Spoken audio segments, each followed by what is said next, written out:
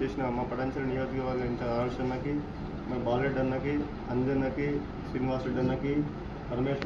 ఇది అదంతా కూడా అన్సెక్టరీ ప్రాపర్టీ.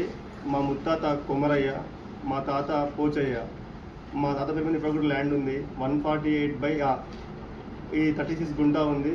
ఇది ఎప్పటి నుంచి మా పూర్వీకులు ఇచ్చిన ల్యాండ్. మరి దీన్ని మాకు ఎట్లాంటి నోటీస్ ఇవ్వకుండా, ఎట్లాంటి ముందే సిర వేయకుండా డైరెక్ట్ వచ్చి కూలుస్తూనే ఉన్నారు. అసలు ఎందుకు కూర్చున్నాడో మాకు అర్థం కాలేదు. మా చైన్ కార్డు నుండే డైరెక్ట్ వచ్చి అడిగితే ఈ ఎంత కూడా రెవెన్యూ రికార్డు 1954 నుంచి 2025 వరకు మాకు రెవెన్యూ రికార్డులో మా పేరు ఉంది, మా దాదా పేరు ఉంది, మా పేరు ఉంది. వాళ్ళు పెట్టిన భూభారత్లో కూడా మా తాత పేరు ఉంది. అందులో 36 గుంటా ఉందని ఉంది. మరి సుప్రీంకోర్టు గైడ్లైన్స్ క్లియర్గా చెప్తా ఉంది. బిఆర్ గవాయి జడ్జిమెంట్ ఏం చెప్తుందంటే, నాలా కానీ గవర్నమెంట్ ల్యాండ్ కానీ పార్కులు కానీ ఇంకేది కానీ మీరు కూల్చే ముందు 15 days నుంచి మీరు నోటీస్ ఇవ్వాలి. నోటీస్ ఇచ్చినాక ఆయన ఎక్స్ప్లెనేషన్ తీసుకొని మళ్ళీ ఆయనకు ఇంకొకసారి నోటీస్ ఇచ్చి ఆయన స్ట్రక్చర్ని ఆయన రిమూవ్ చేసుకొని ఆయనకు అవకాశం ఇవ్వాలని చెప్పింది. అదేంది, నాలాలకు, కోడికలకు, ఎఫ్టీఏలకు, బఫర్ జోన్లకు, చెరువులకు, కుంటలకు.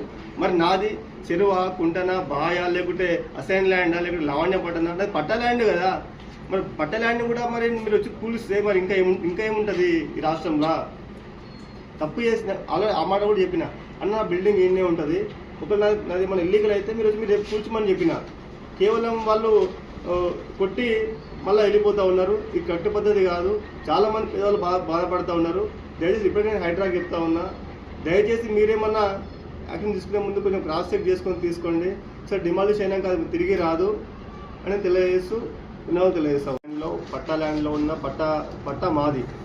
కుమరయ్య గారు మా ముత్తాత, మా తాత నుంచి వచ్చిన ప్రాపర్టీ మాది. నేను గవర్నమెంట్ ల్యాండ్ ఇంకే ల్యాండ్ ఉంటే అది చేసుకుని అది వేరే విషయము. మా సొంత ల్యాండ్లో నేను కేవలం బీఆర్ఎస్ పార్టీలో యాక్టివ్గా ఉంటున్నానని చెప్పి మా హరీష్ అన్న వచ్చి ఇక్కడ కాలు పెట్టి కేసీఆర్ క్రికెట్ ఒక ట్రోఫీ ప్రోగ్రామ్ పెట్టి భారీ సభ పెట్టినప్పుడు నాకు వేధింపులు స్టార్ట్ అయినాయి. ఆ ఫ్లెక్సీలు మన బట్టైతే ఫ్లెక్సీలను బాగా పెట్టుకుని ఉండే. ఆ పొద్దున దాదాపు ఒక 2-3 వేల మంది పోలీసులు, ఒక 5-6 వేల మంది హైడ్రా సిబ్బంది వచ్చి ఆ వీని పని కూడా అయిపోయింది. ఆ వీని పక్క కొడుతున్నారు. వాళ్ళు అనుకుంటా పోతారు. మా ఇంట్లో మా వైఫ్ కూడా భయపడతారు. కొడుతున్నా మన ఎందుకు కూడా పిచ్చిపడుతుంది, దిగేందుకు కొడుతున్నాడు అని చెప్తే అలా మా వైఫ్ అంతా లోపల మా బాంబాడి కూడా అందరూ వస్తే నాకు నోటీస్ జనరల్గా ఉరిశిక్ష చేస్తానికి కూడా మీకు తెలుసు, చట్టం తెలుసు అందరికీ. ఉరిశిక్ష చేస్తానికి కూడా నేను చదువుకున్నాను. నేను అడ్వకేట్, హైకోర్టు అడ్వకేట్ని. ఉరిశిక్ష చేస్తానికి కూడా ఏమంటారంటే, బాబుని చివరి కోరికని ప్రేయర్ ఏదైనా అడుగుతారు. అట్లాంటిది అసలు ఒక మాట మాట్లాడలే. నేను ఒక టెర్రరిస్ట్నా, దొంగనా, చదువుకున్న రాజకీయాలకు రావద్దా? ఇదే నా భయ కాంగ్రెస్ పార్టీ చేస్తుంది. నేనేమంటున్నా అంటే, నువ్వు నోటీస్ ఇవ్వు. నాకు నోటీస్ ఇచ్చినాక